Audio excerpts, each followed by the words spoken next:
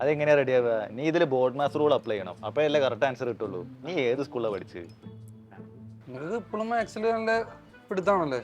ആ ഞാനെങ്കിൽ ഇപ്പോഴും മറ്റേ പഴയ ജോസഫ് മാഷിന്റെ സ്വപ്നം കാണും. അല്ല നിങ്ങൾക്ക് ഓർമ്മയുണ്ടാ, പണ്ട് നമ്മൾ ഉച്ചയ്ക്ക് ഫുഡൊക്കെ കഴിച്ച് കഴിഞ്ഞിട്ട് ഒരു ഫ്രീ പീരീഡ് മോഹിച്ച് പതുക്കെ കോലുമിഠായി പുളിഞ്ചിയൊക്കെ കഴിച്ച് വരാൻ്റെ കൂടെ പതുക്കെ നടന്ന് ക്ലാസ് എത്തുമ്പോൾ അതായത് നിൽക്കുന്നു അയാള്.